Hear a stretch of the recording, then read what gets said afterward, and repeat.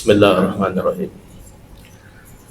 Assalamualaikum warahmatullahi wabarakatuh.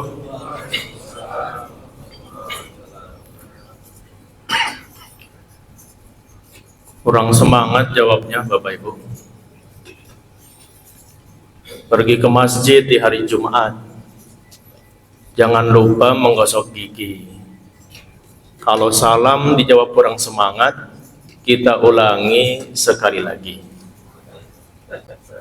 Assalamualaikum warahmatullahi wabarakatuh.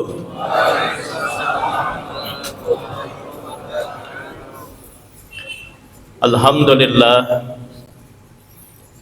Alhamdulillahilladzi arsala rasulahu bil huda wa dinil haqq liyudhhirahu 'ala ad-dini kullih wa kafa billahi syahida. Asyhadu an la ilaha illallah wahdahu la syarika lah wa asyhadu anna Muhammadan 'abduhu wa rasuluhu la nabiyya ba'dah.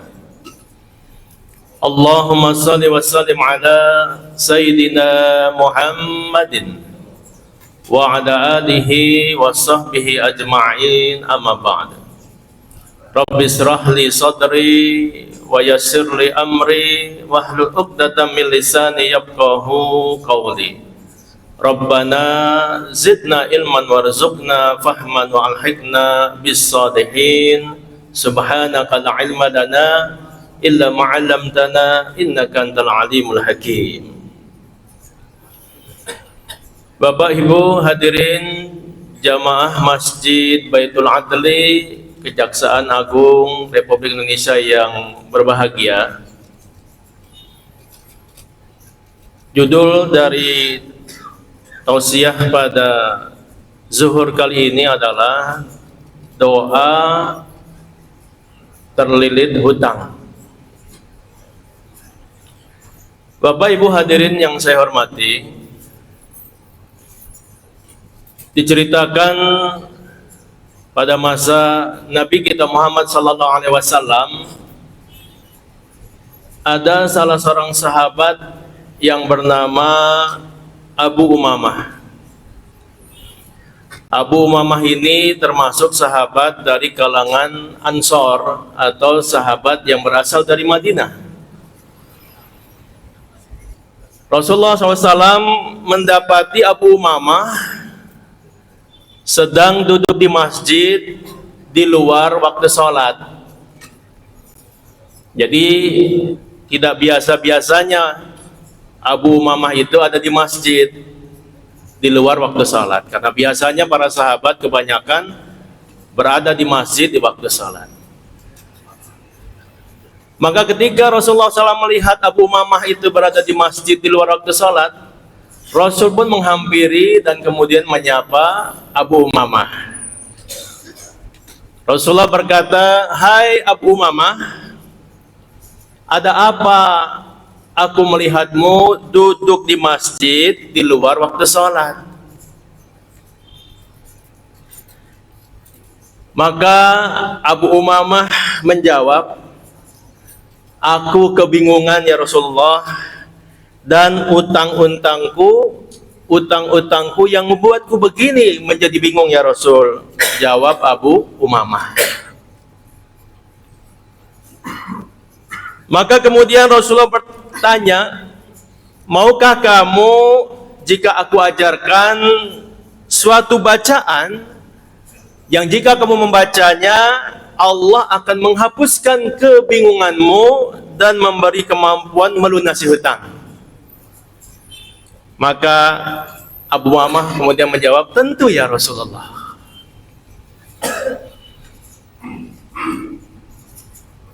Mau tahu Bapak Ibu doanya?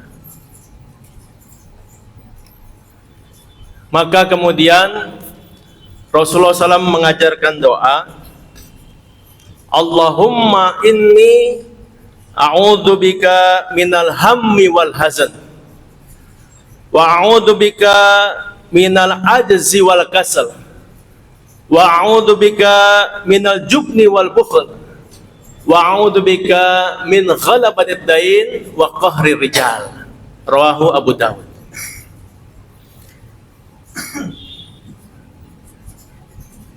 Yang artinya adalah, ya Allah, Allahumma inni, saya berlindung kepadamu ya Allah, minal hammi wal hazn, dari kekhawatiran dan kesedihan. Wa a'udzubika minal ajzi wal kasal, dan aku berlindung kepadamu ya Allah dari kelemahan dan kemalasan. Wa a'udzubika minal jubni wal bukhl, dan aku berlindung kepadamu ya Allah dari sifat pengecut dan kikir. Wa a'udzubika min ghalabatid dain wa qahrir rijal, dan aku berlindung kepadamu ya Allah dari banyaknya hutang dan tertindas oleh manusia. Hadis riwayat Abu Dawud. Bapak Ibu hadirin yang berbahagia, di dalam doa ini Rasulullah SAW mengajarkan kita untuk memohon kepada Allah Subhanahu wa Ta'ala atas 8 hal. 8 hal ini tampaknya sering menimpa kita. Maka kalau kita mengalami 8 hal ini, maka Rasulullah mengajarkan doa ini untuk kita biasakan dibaca di pagi hari dan di sore hari. Allahumma inni a'udzubika minal hammi wal hazan, wa a'udzubika minal ajzi wal kasal, wa a'udzubika minal jubni wal bukhl, wa a'udzubika min ghalabatid dain wa qahrir rijal. Ya Allah, aku berlindung kepadamu dari kekhawatiran dan kesedihan. Hati ini Bapak Ibu sering merasa khawatir akan permasalahan hidup. Kita sering khawatir akan sesuatu yang mungkin menimpa kita. Terkait dengan masalah ekonomi, terkait dengan masalah politik, terkait dengan masalah hal-hal yang ada di sekitar kita. Kita sering khawatir. Dan kekhawatiran kita ini bahkan cenderung sampai kepada kesedihan. Maka Rasul mengajarkan, Allahumma inni a'udzubika minal hammi wal hazan. Ya Allah, aku berlindung kepadamu dari kekhawatiran dan kesedihan. Jadi mohon pada Allah agar hati ini tidak terlalu khawatir, tidak terlalu sedih. Karena kita punya Allah Subhanahu wa Ta'ala. Karena kita punya Tuhan yang mengatur segala sesuatu alam semesta ini. Maka jangan takut, jangan khawatir. La takhaf wa la tahzan. Maka minta pada Allah ketika muncul rasa kekhawatiran dalam dada kita, kesedihan dalam jiwa kita. Yang kedua, Rasul kemudian menambahkan lagi doanya, Allahumma inni a'udzubika minal ajzi wal kasal. Ya Allah, aku berlindung kepadamu dari kelemahan dan kemalasan. Kadang-kadang kita merasa lemah, tidak berdaya. Fisik kita mungkin semakin hari semakin bertambah usia, merasa semakin lemah. Berbagai hal, aktivitas mulai ingin kita tinggalkan, malas untuk kita kerjakan. Dan kemudian juga mungkin karena faktor ekonomi, karena faktor hal lain sebagainya, kita merasa lemah.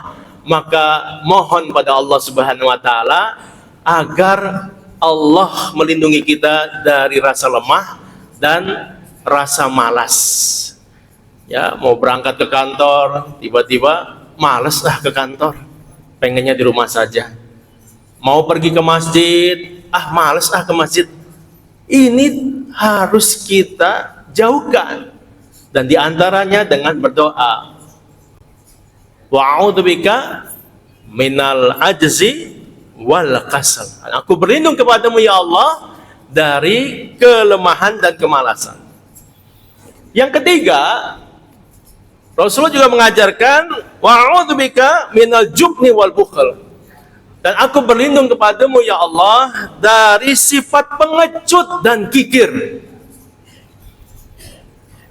Kadang-kadang mungkin kita awalnya orang yang memiliki keberanian, menghadapi ketidakbenaran, menghadapi kezaliman, menghadapi ketidakadilan, kita berani. Tapi boleh jadi dalam satu posisi, dalam satu keadaan, muncul sifat pengecut kita. Khawatir nanti kalau saya lakukan, nanti akan berdampak buruk buat saya dan keluarga. Kalau saya ambil sikap, nanti akan berefek pada jabatan atau karir saya. Maka mohon perlindungan pada Allah. Perlindungan dari sifat pengecut dan kikir.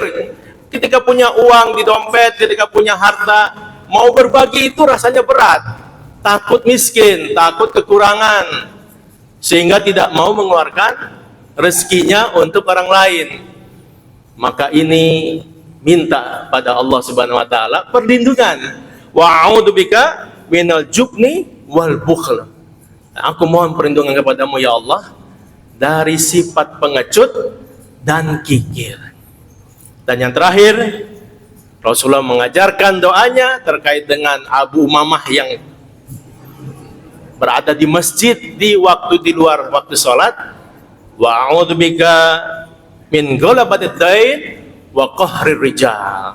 Dan aku berlindung kepadamu ya Allah dari terlilit hutang dan tekanan orang lain. Jadi ketika Bapak Ibu ya, hutang itu boleh atau tidak? Boleh Bapak Ibu ya. Hutang itu boleh. Yang tidak boleh itu kalau tidak bayar. Ya, ini banyak orang ngutangnya semangat, bayarnya nggak semangat. Parah ini. Ya, orang yang mati syahid, mati di medan tempur, jihad fisabilillah, tapi ketika dia wafat masih punya hutang, itu bisa terhambat tidak masuk surga. Apalagi yang tidak mati syahid. Nabi kita Muhammad SAW pernah akan menyolatkan jenazah seorang sahabat. Lalu beliau bertanya, apakah sahabat kita ini ada punya hutang? Ada ya Rasulullah. Nabi balik kanan meninggalkan orang tersebut. Sampai sahabat mengajukan diri, ya Rasulullah, saya yang menanggung hutangnya. Rasul balik lagi dan menyolatkan. Jadi ini tidak main-main Bapak Ibu. Masalah hutang ini jangan dianggap sepele. Ya, ayat terpanjang di Al-Quran, ayat terpanjang Pak, itu surat Al-Baqarah ayat 282, satu halaman. Itu bicara tentang apa? Bukan bicara tentang surga, bukan bicara tentang neraka, bukan bicara tentang hari kiamat, bukan bicara tentang sholat. Satu halaman itu bicara tentang hutang piutang. Nanti Bapak bisa lihat, Ibu bisa lihat surat Al-Baqarah ayat 282, satu halaman. Ya ayyuhalladzina amanu idza tadayantum bidainin ila ajal musamma faktubuh ila akhir ayat. Hai orang-orang yang beriman, apabila kamu bertransaksi tidak secara tunai, hutang piutang, wajib catatlah. Nah ini, kita suka minjemin uang, tidak dicatat. Percaya aja, nggak taunya kasus. Al-Quran sudah memerintahkan kalau berhutang wajib dicatat. Maka Bapak Ibu, kalau kita punya hutang, mohon pada Allah ya agar bisa menyelesaikan hutang itu. Wa'udzubika min ghalabatid dain wa qahri rijal. Biasanya orang kalau berhutang merasa tertekan, merasa tertindas, dia merasa teraniaya. Maka mohon pada Allah agar bisa keluar dari masalah tersebut. Bapak Ibu hadirin jamaah kajian zuhur yang saya hormati, mudah-mudahan kita semua yang ada di masjid ini dijauhkan oleh Allah dari sifat khawatir dan sifat sedih, dijauhkan dari sifat lemah dan sifat malas, dijauhkan dari sifat pengecut dan sifat kikir, dan kita semua dikeluarkan dari terlilit hutang dan tekanan manusia. Amin ya rabbal alamin. Mudah-mudahan sedikit yang disampaikan ini bermanfaat. Mari kita beristighfar 3 kali. Astaghfirullahaladzim, astaghfirullahaladzim, astaghfirullahaladzim. Al-Fatihah. A'udzubillahi minasyaitonirrajim. Bismillahirrahmanirrahim. Alhamdulillahirabbil alamin, arrahmanirrahim, maliki yaumiddin. Iyyaka na'budu wa iyyaka nasta'in. Shiratal mustaqim. صراط الذين أنعمت عليهم غير المغضوب عليهم ولا الضالين آمين. أعوذ بالله من الشيطان الرجيم. بسم الله الرحمن الرحيم. الحمد لله رب العالمين حمدا نائم حمدا شاكر حمدا يوافي نعمه ويكافئ مزيده حمدا يا ربنا ولك الحمد ولك الشكر كما ينبغي لجلال وجهك الكريم وعظيم سلطانك. اللهم صل على سيدنا محمد وعلى سيدنا محمد. اللهم اغفر للمؤمنين والمؤمنات والمسلمين والمسلمات الأحياء منهم والأموات إنك قريب مجيب الدعوات يا قاضي الحاجات. اللهم إنا نسألك السلامة في الدين وعافية في الجسد وزيادة في العلم وبركة في الرزق وتوبة قبل الموت ورحمة عند الموت ومغفرة بعد الموت. اللهم حول علينا في سكرات الموت والنجاة من النار وعفا عند الحساب. ربنا اغفر لنا ولوالدينا وارحمهما كما ربونا صغارا. ربنا هب لنا من أزواجنا وذرياتنا قرة أعين واجعلنا للمتقين إماما. ربنا اغفر لنا ولإخواننا الذين سبقونا بالإيمان ولا تجعل في قلوبنا غلا للذين آمنوا ربنا إنك رؤوف رحيم. ربنا أرنا الحق حقا وارزقنا اتباعه وأرنا الباطل باطلا وارزقنا اجتنابه. ربنا ظلمنا أنفسنا وإن لم تغفر لنا وترحمنا لنكونن من الخاسرين وتب علينا إنك أنت التواب الرحيم. ربنا آتنا في الدنيا حسنة وفي الآخرة حسنة وقنا عذاب النار. سبحان ربك رب العزة عما يصفون وسلام على المرسلين والحمد لله رب العالمين. Terima kasih, lebih kurang mohon maaf. Wabillahi taufiq wal hidayah wa minkum. Assalamualaikum warahmatullahi wabarakatuh.